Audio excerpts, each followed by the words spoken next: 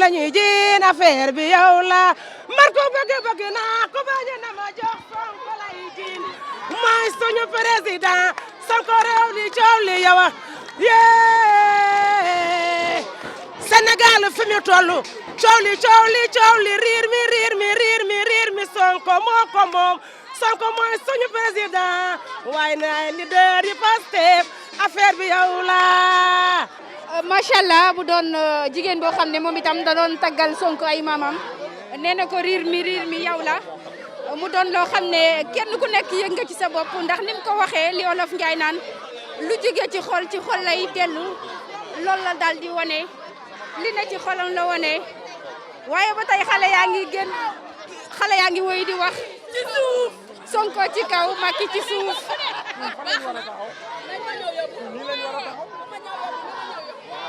Aïcha ñoo ko déggandoo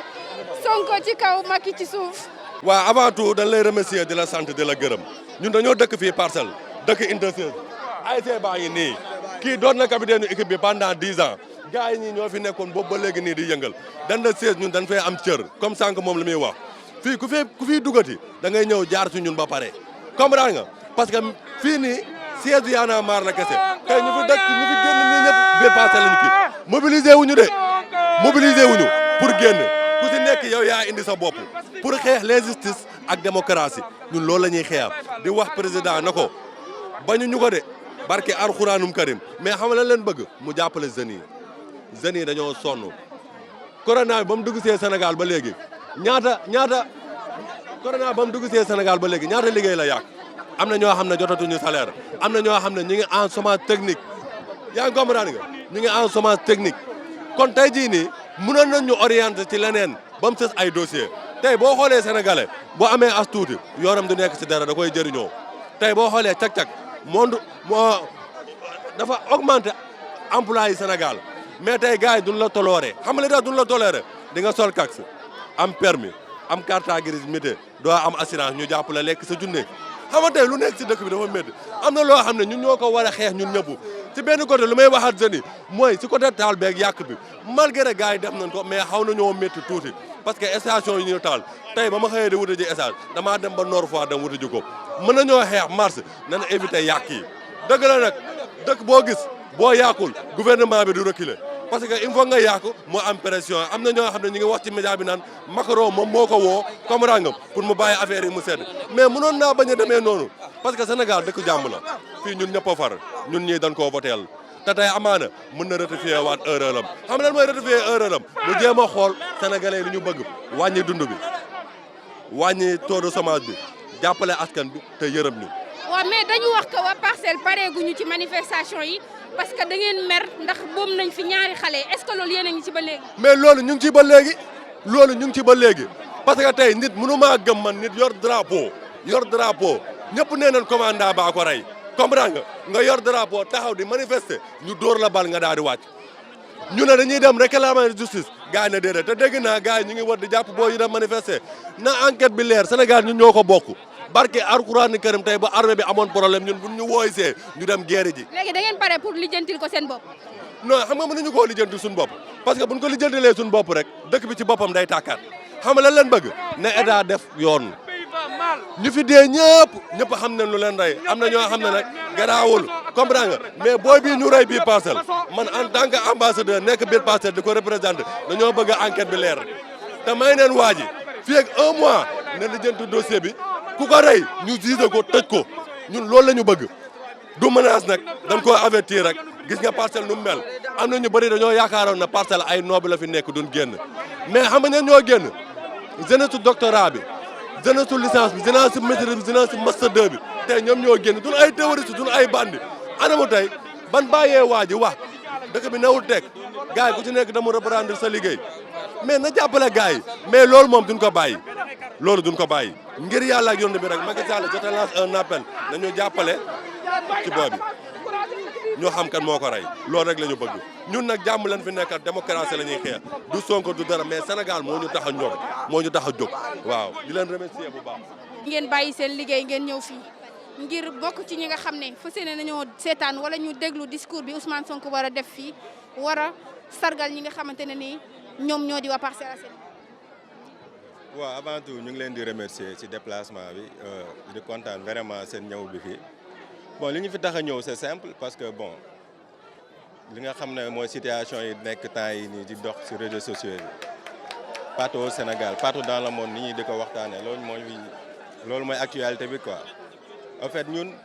suñu combat du lenn lu dul amul du Sonko du Macky Sall du keneen suñu combat mooy démocratie bi ñu respecté ko respecté Sénégalais yi respecté ñi nga xamante ne ñoo nekk ci dëkk bi. parce que tey buñ la joxee réew da nga ko war a jox gëddëm parce que ñëpp bàyyi ñëpp li fi nekk ci ay Sénégalais ñu jël benn nit jox ko kon donc dañoo war a respectante mu jox nit ñi cër bu ko defee àdduna bi mun a continuer parce que ñun Macky Sall wax ci moom day yomb par rapport ak 9 ans yi mu def. boo xoolee 9 ans yi mu fi def yëpp boo ko résumé bon boo koy jox pourcentage 2 nga koy jox parce que def fi lenn loo xam ne c'est extraordinaire lépp loo xam ne instant yi dafa nekk en chantier da koy def parce que dañ ko fi bàyyi woon kon donc dafa ñëw pour yeggale léegi loolu muy yeggale war ko woon yàq dafa waroon def juste continuité moom tamit teg ay projet yoo xam ne buñ keneen bi ñëwee bu na ko mën a yeggale mais lu ñu gën a frustré mooy jeunesse bi ñëpp leen gën a frustré dafa bëri parce que mën naa citer quelque yoo xam ne moo gën a frustré les jeunes yi mooy premièrement da ngay xool nawetaan da doon soulager jeunesse bi xam nga làmb da doon soulager jeunesse bi xam nga sport dafa bokkoon ci li nga xam ne day soulager jeunesse ba ku nekk da ngay am sa loo xam ne da nga fay mën a def quoi mais instant bi boo xoolee ñi nga xam ne ñooy jaay secteur informel bi ak secteur formel bi yëpp boo xoolee doxul lépp boo xoolee dans l'ensemble daal dara doxul loolu moo gënoon frustré gars yi moo tax affaire Sonko bi ba mu ñëwee Sonko même ba sonawul woon alerte ñun dañuy génn parce que dañoo sonn da ngay xëy suba ba ngoon jot mais doo am dara loo yóbbu sa gàll. donc Sonko porte la pour yéen pour ngeen mën a fësal li ne ci seen xol. bien sûr porte la parce que instant yi nii même bu nekk woon Sonko boo xoolee des fois da ngay gis ay situation yoo xam ne doo ko mën a expliquer mais si moment yi rek ngay mën a profité pour mën a xam nga génn li nga xam ne moo la metti xam nga. jur ñaawlu tamit affaire yi nga xam ne naka ñoo xew mooy booy li ñuy rey affaire yooyu noonu xam nga ñu ngi wax ay journée deuil xaw ma deuil national nga joxe ordre ñu rey doomu jàmbur ba pare nga ñëwaat di def ay deuil national xam nga loolu tamit dafa xaw a banal quoi. léegi ban lecture nga am ci deuil national. non deuil national am ma ci benn lecture ñi ñàkk ñoo ñàkk parce que boo fa demee 2 jours 3 jours après ñooy dese seen ñàkk xale yu ndaw yoo xam ne ku ci gën a mag 35 ans la am mu ñàkk bakkanam mais policier amul gémi amul kenn ku jëlul ordre. ni la tiiral doo tiire benn bal ça coûte cher kon donc loolu gars yi dañ ci war a jël ay matuwaay nga xam ne ñii def rey yi ak ñi nga xam ne dañoo yàq ñëpp affaire bi pale ñu mën leen topp nervi yooyu nga xam ne aussi tamit ñoo nekkoon ci dëkk bi di def leen neex tamit ñu préparé wu pour ku fi waaj a toog aussi tamit ñu jël leen jàpp leen teg leen ay daan parce que dëkk bi mënoo ñëw ci dëkk bi yor dëkk bi ba pare yor arme yor lépp en plus wëlbatiku jëlaat même jeunesse bi tamit joxaat leen ay arme na la pour ñu xeex ak waa dëkk bi loolu dafa mel ni genre guerre civile bu ndaw boo xam ne def na ko genre li ñu ci war a jàngat yi ñu ci war a def dafa bëri ba tax na xam nga il faut daal jeunes yi conscient Sonko bi gars yi ngi naan Sonko mais Sonko xeexalul pour boppam nee na pour ñu libérer Karim Wade libérer Khalifa Sall libérer ñeneen bu ñu toog ci géew bi ku gagné ñu xam ne moom la comprendre nga man Sonko indiwu ma fi keneen ak indiwu ma fi peuple sénégalais bi ñëpp ñoo fi ñëw pour benn affaire Sonko bu toogee deful lu mu war a def tamit dañ ko fi dégager keneen ñëw affaire bi loolu la amul Sonko amul Ablaye Wade amul Macky Sall Macky lu mu waroon def defu ko kon donc ñun li ñu war a def lañ def parce que ku la may 9 ans waxoo grève defoo dara xam nga ay 2 ans mu dese nga ne dañ ñuy tëbal di ñu wax ay dañ leen la jox ay liggéey yooyu ay waxu jaaxaan la xam nga lu mu war a def mooy mu jéem a construire benn job jeunes yi fii li la fi indi booy yi nga fi gis yëpp ay booy lañ bu ñu amoon liggéey fii kenn du fi taxaw ku nekk am na occupation yoo war a def mais man dama bàyyi sama liggéey ñëw fii juste parce que Sonko dafa ñëw fii mais bu fi ñëw dañ koy mën dañun ñu ngi sa ginnaaw xeex bi ngay xeex ñu ñëpp dañ ciy ñëw taxaw bu ko defee moom tamit mu xam ne instant yi bàyyiwuñ ko daal waaw ñu ngi koy surveiller te lépp lu mu wax baare ngi fi lépp lu muy wax na ko def bu ko deful suba tamit dañuy génn ci tali bi voilà loolu la quoi. grand yow lan moo doon sa jàngat. sama jàngat comme que lu mu war a wax na lépp comme li ngeen gis nii ay jeunes ñoo fi ne boo nga gisee ay xale yu ndaw 14 ans 15 ans di génn si mbedd bi di def benn genre révolutionnaire gars yi dañoo am lu ñu métti dañoo am lu ñu métti nekkul n'importe parce que mosoon a gis xale yi ndaw génn di xeex musul am Sénégal comme boo gisee jeunes yi xale yu ndaw yi di génn am lu tax ñu génn comme suñu président comme war na xoolaat bu baax bon liggéey na lu liggéey mandaam léegi mu jeex comme na jeexal mandaam bon am na nag bon bu mu jéem a sa nekkaat day jéem a kiiwaat 3e mandat parce que bu ko defaatee day amaat rek ñun jeunes yi dañuy génn combat bi day continuer en plus aussi tamit bon ñu ngi rendre hommage tamit gars yi dee métti na trop parce que ay jeunes lañu suñu sañoon jeunes yi duñ dee ay xale ndaw lañ ay avenir lañu gis ngeen vidéo yi seen yaay seen waajur ñu ngi doon jooy am lu leen métti si biir xol comme loolu dafa métti comme combat bi ñu ngi continuer mais avec pacifiquement suba nag vendredi la day national la day ñëw nag ànd ak population bi yëpp daf gis génne seen naqar xam ne daf ñu métti pour à la mémoire de nos morts gars yi xeex si gars yi décédé si combat bi jotoo kii na bon Sonko nag mu ngi fi nag c'est bien que vrai que Sonko mu ngi fi mais tamit population bi dañoo ñëw fi tam pour xeexal suñu démocratie ñu ngi si ginnaaw Sonko mais tam ñu tam dañuy xeex suñu démocratie xeexal suñu ëllëg suñu ay doom ak ñeneen comme kii lu mu wax rek Sonko bu ñuy defaat gars yi dañuy gënaat parce que les gars tàmm nañ ko gars yi ragalatuñu léegi policier ragalatuñu dara ragal ma gars yi ragalatuñu ko bu kii waatee gars yi dañuy wàccaat si dale bi rek bu ko ñëwee fii Macky Sall ñëwoon na fi jeunesse ñëpp a génnoon comme ni la woon rek comme démb su ñun fii la ñëwoon Macky Sall ñëwoon na fi comme démb su ñun booy yëpp a génnoon Sonko dem ñoo na gis na ko su ñëwaatee defaat noonu tamit ñun tam dañuy wàcc tale bi nii lay demee. voilà dañu gis ne que léegi ragalatoo leen comme ni nga ko waxee sànq ragalatoo leen jeunes ragalatoo leen homme de tenue ragalatoo leen dara parce que da ngeen di dem face à face gis ñuy tirer mais da ngeen di foncer lan moo ko waral da ngeen doyal da ngeen fippu wala ndaka la demee. non peuple bi dañoo am cœur ils ont des cœurs meurtriers dañoo am cœur boo xam ne daf ñu métti seen biir xol moo tax gars yi léegi dañoo dem ba habitué loolu président bu ñëwee lu day répété léegi après moo tax jeune léegi kenn ragatul raglomaté kenn ragatul GMI de bien vrai jox nañu GMI si respect comme gis ngeen vidéo yi kii yi rek gars yi jox nañu respect bu baax a baax parce que ñoom dañoo ñëw suñu sécurité mais nag gars yi lañ xam ne ragaltuñu dara raglomaté kenn ragaltu ko ragaltuñu policiers yi moo tax loolu yëpp rek moo tax. jigéen ñi nga xamante ne dañoo jug di révolté wu ba pare teg ñu leen di menacé te ñoom ay ndaw lañu ci askan wi lañ bokk donc am nañ droit surtout nag li nga xamante ne mooy jigéen bi nga xamante ne ñàkk na ci bakkanam mais gis nañ ni ba tey dañ leen nekk di leen menacé de mort naan leen waroo leen wax jigéen tamit bu fekkente ne dem na ba warul wax ñu ne góor ñi kese ñoo war a wax loolu aussi situation la naka nga ko gisee. non gàcce ngalaama jigéen ñi menacé yooyu ñuy teg ñoom yëpp amul njëriñ parce que Sénégal yaa ngi fi da nga fi menacé nit gars yi fekk la foofu fii koo fu menacé nit gars yi dañuy fekk foofu fekk la sa kër comme bokk jigéen ñi si combat bi lañ bokk comme góor nañu bokk si combat bi comme ñoom waruñu tëj seen gémmiñ ñoom dara lañ si biir dëkk bi dara lañ si peuple bi si monde bi yëpp jigéen ñi seen kàddu su bokk man moom maa ngi si rafetlu bu baax a baax jigéen ñi nu ñu génnee nii bokk si combat bi parce que ñoom foofu ñu génn bu ñu génne gars yi dañu leen di déglu. mais dama dégg que ni waa Parcelles nee nañ pare guñu ci xeex bi parce que dañu rey seen ñaari xale donc ñoom dañuy manifester waat pour fësal seen naqar loolu yéen a ngi si ba léegi wala. waaw loolu daf ñu métti booy bu ndaw la vidéo yi gis nañ ko nii policier bi génn tiré gis nañ vidéo ñëpp ñu ngi koy partagé histoire yëpp ñu ngi koy partagé ñoom dip ak ñeneen ak ñeneen loolu dafa ñaaw yéen xam ngeen yéen journaliste loolu dafa ñaaw parce que la combat bi jeexagul ñu dañuy continuer mais dañ koy teg si yoon pacifiquement ñu teg ko pacifiquement bañ a yàq yéen a yàq yi quoi parce que dafa métti am na ñuy liggéey foofu ñuy yàq am na ñeneen ñu fay liggéey waaw combat bi ñu ngi koy continuer combat bi bàyyiguñ ko ba léegi. ma yokk ci tuuti benn affaire mooy li xew fii parcelle c'est-à-dire li ñu métti parcelle dafa bëri boo xoolee 7 ans xaw ma 8 ans suñu stade bi mi ngi fii mënuñ ko defar te dafa yoon tamit président de la république def ay élections locales yoo xam ne ku nekk dina mën a tànnaat sa maire parce que maire yi fi nekk rek pratiquement seen mandat jeex na. deuxièmement parcelle li ñu métti dafa bëri parcelle amul dara amul espace public amul terrain de football.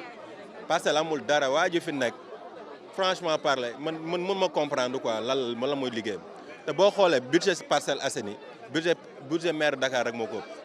boo xoolee ay 13 milliards Parcelles da koy am par an kon donc ñun li ñu métti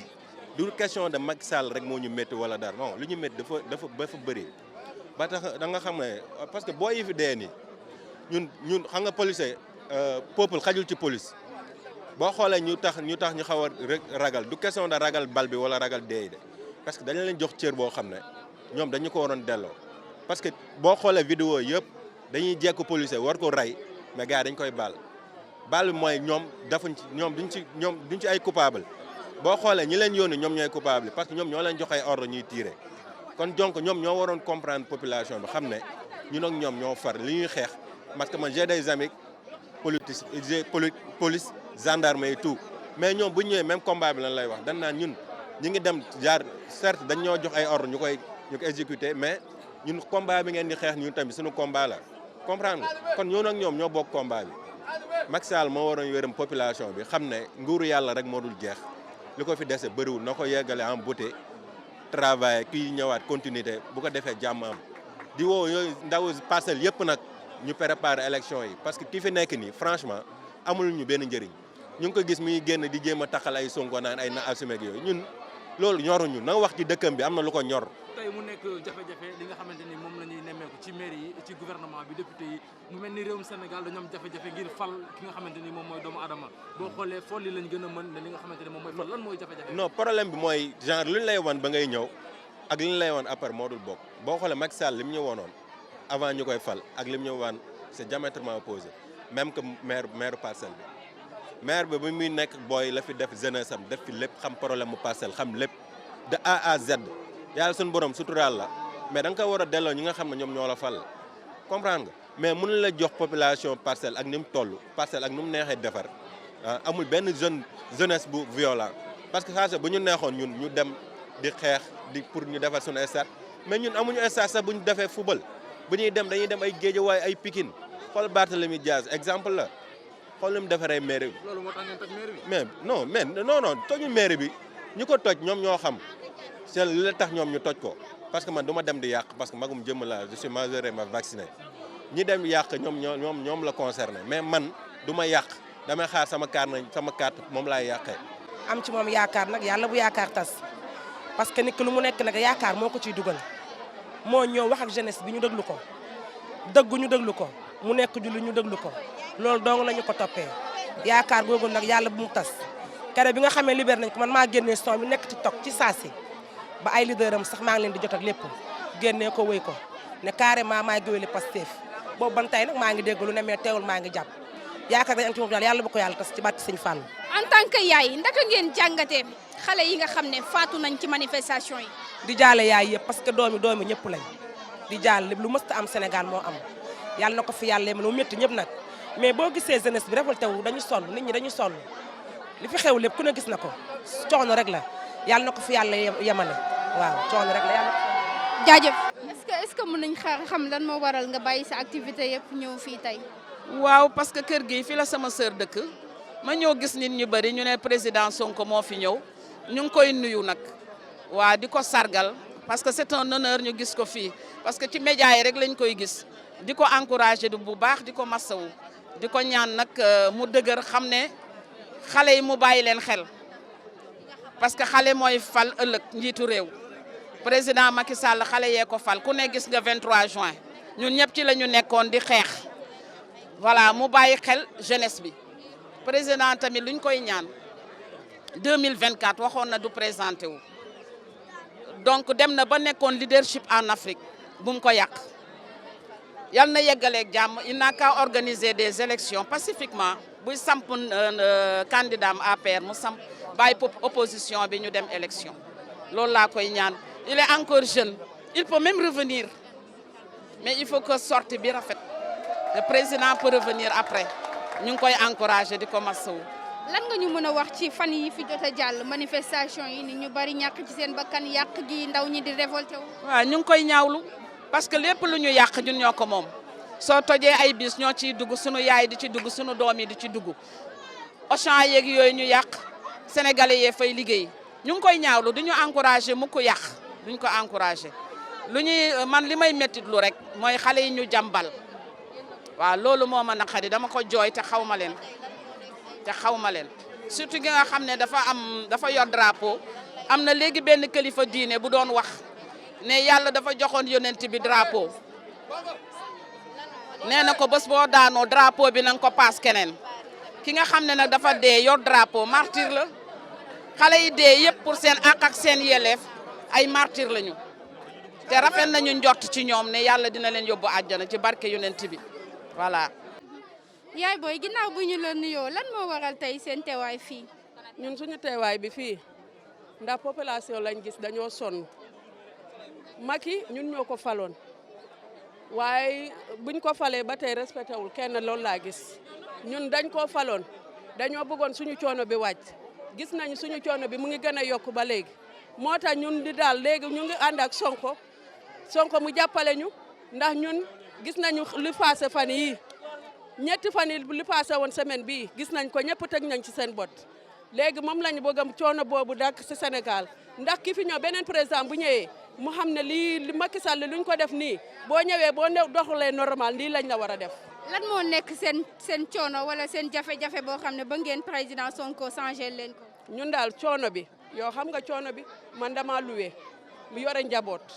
dama sonn maa ngi ni di jaay si taabal bi bu ma xëyee damay jaay lëjëm jaay fonde si ngoon loolu yëpp coono la sama xale yaa ngi nii dañ doon jàng mënu maa nekk nii di leen jëndal fourniture sax pour ma am ko problème la aw ma ku ma jàppale loolu mooy suñu problème coono boobu lañ bëgg Sonko jàppale ñu mu dàq waaw loolu mooy suñu problème population bi sonn na coono bi ñun parcelle man li may fay fii pour ma am ko problème la sama jëkkër liggéeyul man dongo may dañ di liggéey di dimbale sama njaboot yi sama doom yi ñu ngi ni dañ doon jàng keneen ki jàngam bi mu ngi ni dakk na mu ngi liggéey mbindaan te loolu yëpp coono la li may fay luwaas sa problème la ci man aw ma ku may jàppale sa suma fenn waaw. léegi lan moo tax nga ñëw fii da nga bëgg a jàkkaarloog Sonko wax ko wala. Sonko wax ko loolu Sonko laa bëgg a gis moo tax ma bàyyi sama taabal bi maa ngi ni xale ñu ngi may tàngalal ndekki pour ma ndekki sax waaye bàyyi naa ndekki bi ma ñëw pour jàkkaarloog Sonko wax ko sama ñetti dégg waaw. jaajëf. waaw kay jërëjëf. soxna si lan moo waral seen teewaay fii. ñun moom taluñu dara Sonko rek Sonko billahi wallahi xeex bi dañu sonn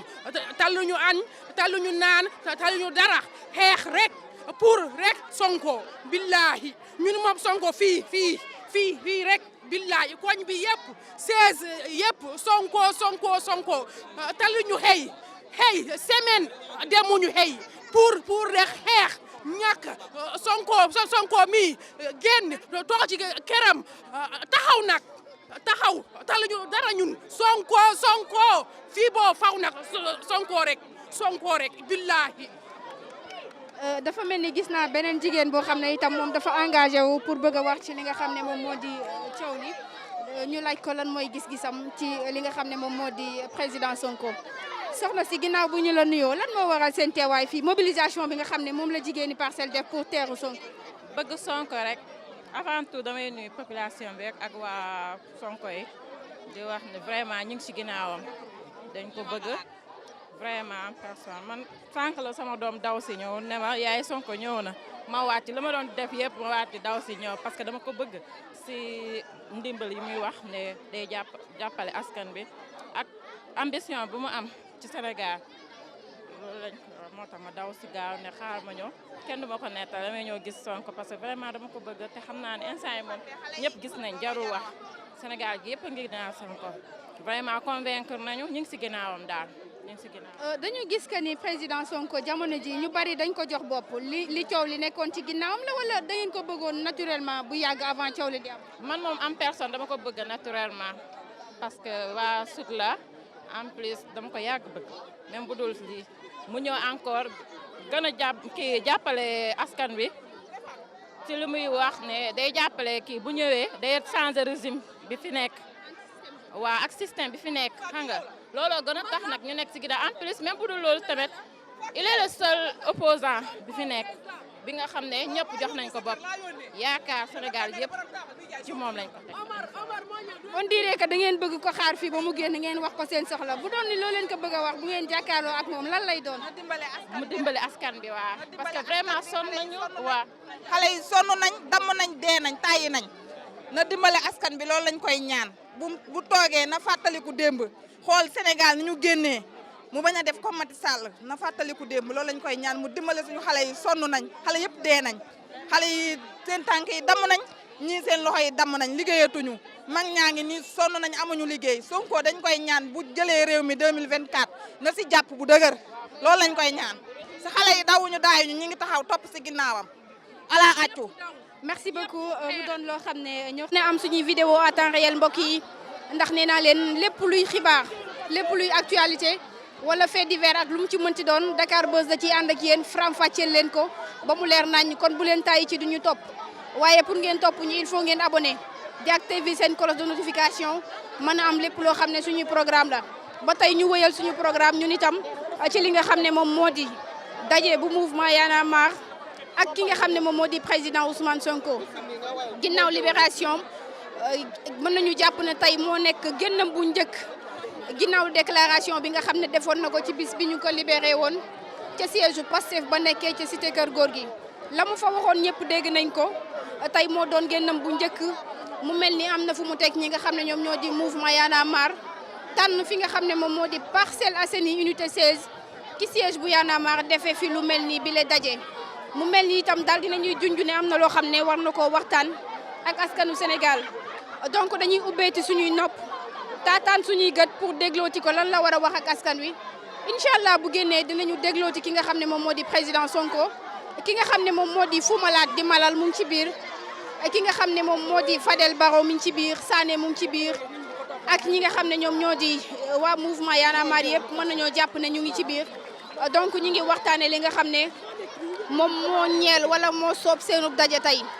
ñu toog xaar ak lu mu ci mënti doon déggoon nañ ñu ko te xam naa ne incha allah noonu lañ koy jëfee bu ñu génnee rek dinañu mën a waxtaan ak ñoom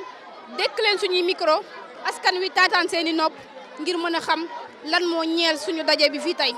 bu ko defee ma ànd ak Malick ñu dégluwaat li nga xam ne moom moo di ambiance bi ba tey xale yaa ngi wëy di taggal Sonko ay maamam di ko wax ne ko boo fi toogee ngal la bu suñu yaakaar tas ndaxte yow yaay suukar ku la bañ doon ndekki seen i kaddu moo doon doyal nañ ci ki nga xam ne moom moo di président de la république son excellence monsieur Macky Sall waaye itam Sonko mooy ki nga xam ne moom moo di espoir bi Malick du ñàkk ma dal di laaj suñu yaay ji nga dendal lan moo waral tey teewaayam fii yaay ñi ngi lay nuyu sa teewaay fii lan moo ko waral parce que gis nañ la sàng nga woy fi woy woo xam ne dafa mel ni ci sa biir xol nga ko tibbee. waaw fay nañ leen suñu teewaay.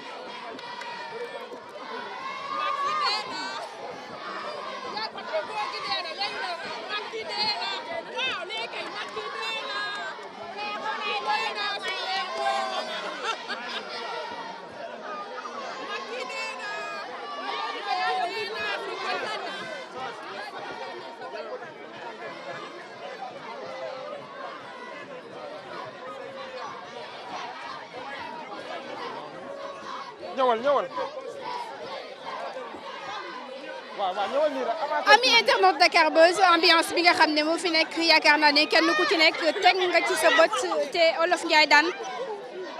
ku nekk ak la ko jaral ba tax na ñi ngi seen suñu benn yaay boo xam ne xaral ñu dégg ko suñu micro ndax dafa mel ni am na lu mu bëgg a wax jëmale ko ci li nga xam ne moo fi jot a xew ci président Sonko yaay ginnaaw bi ñu la nuyoo ndaka nga jàngate li nga xam ne moo fi am tey. kontaan rek du ñoo bëgg ba mënuñoo wax ndax Sonko jaral nañu ko gis nga damaa bàyyi sama njaay mais wàcc ko fa te sama xaalis bu ñu ko sàccee xaw ma fu ma jëm mais Sonko jaral na ma ko gi nga sama daal yi ca mars ba la daggee ba léegi di ko topp bëgg ko rek te yàlla na ko yàlla defal jàmm lépp lu mu bëgg rek yàlla na ko yàlla defal lii ñu koy ji nii yàlla set wecc te yàlla borom baax la ku baax rek la bëgg te gis nga li ñu ko ji nii dina set wecc te doo dégg keneen di ko waxaat. lan ngeen toppee président Sonko da ngeen doyal ci Macky Sall wala da ngeen am yaakaar ci Sonko. noo doyee ci Macky ndax Macky dañoo nax ndax dañoo nax lu bëri nag su ma kiyee dinaa ubbi ay usine seen doom yi liggéey si sunu doom yaa ngi nii am ay bac kenn amul fu ñu liggéey toog rek di taxawaalu loolu neexul xale yi boo gisee ñuy marché nii di dem nii loolu rek la sunu doom yi di ci dee yëpp pour bëgg liggéey rek lañ bëgg te ñoom ñëpp ngi toog am seen bac te bu ñu sañoon nag dañoo doyal si Macky ne mu abal ñu keneen ñëwaat Sonko mii lañ bëgg mu ñëw. da ngeen a jàpp ne Sonko mooy solution bi bu fi toogee seen jafe-jafe jeex. mooy solution bi Sonko rek ak kii rek mooy solution bi nu mu tuddati sax sama kii moom moo nekkoon sunu xol nu mu tuddati Khalifa Sall ndax kooku baax la ku yaru la bu dul Sonko di Khalifa Sall ñun waaw loolu lañ bëggoon. jërëjëf yaay booy mu mel ni xale yi daal dinañuy sant li nga xam ne moom moo di hymne national bu Sénégal ngir accueillir président Ousmane Sonko lu tooy xol loo xam ne mën nañoo jàpp ne tey jeunesse bi ba ci xale yu ndaw yi nga xam ne ñooy soog a juddu sax koo ci dékk micro lenn la lay wax yaakaar ji Sonko la espoir bi Sonko la ki ñu jàkk ne mooy changer système bi Sonko la waaye itam kiy changer réewum Sénégal ba buumu jaam gi dañ président Sonko la ñu koy ñaanal yàlla rek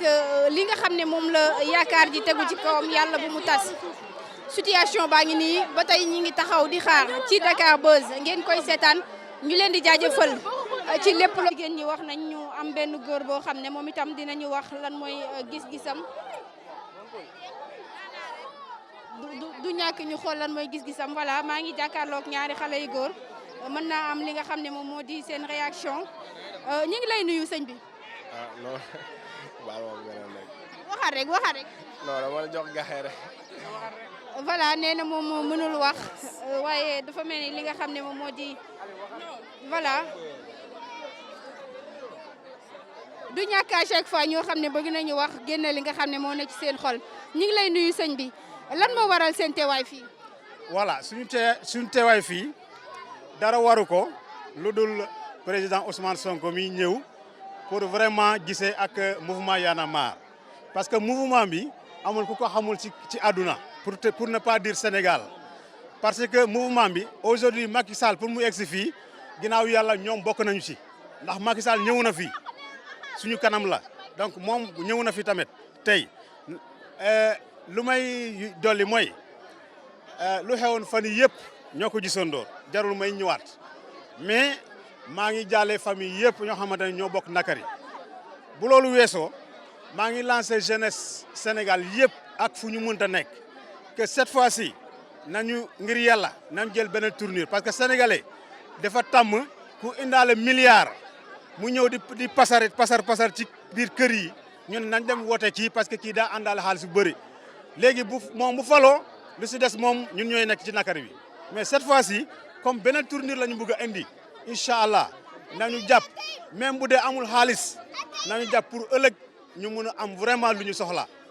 kii la message boobu laa bëgg a lancer jeunesse Sénégal yëpp ak fu ñu mënta nekk merci beaucoup. merci. ok merci beaucoup. merci beaucoup yaakaar naa ne li mu wax am na solo ñoom ñëpp à chaque fois seen i wax day dellu si waat ci li nga xam ne moom moo di jeunesse bi parce que xam nañ ne jeunesse moo yorum réew jeunesse moo mën a développer réew ñi ngi keneen koo xam ne du ñàkk itam mu wax ñu lan mooy xalaatam sëñ bi ginnaaw bu ñu la nuyoo lan moo waral mobilisation bi ngeen def nii ñëw teeru Sonko. waaw lii de dara waralu ko lu dul président Sonko ñu koy wax ne moom nekkul koo xamante ne dañ ko yaakaar pour Sénégal rek Afrique yeeg ñëw yaakaar Sonko pour mu ñëw sans loo xamante ne loolu moo xew ci Afrique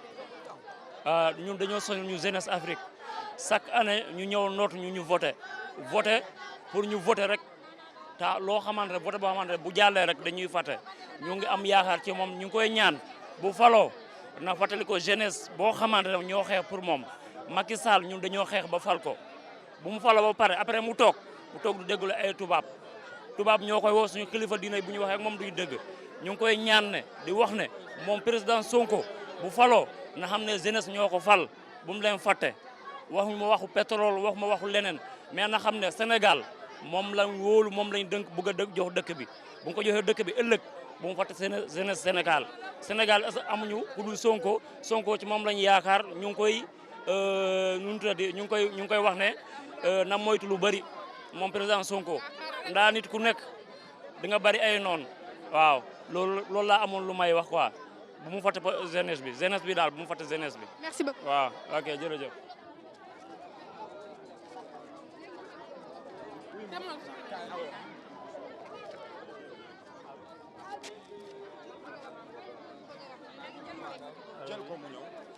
voilà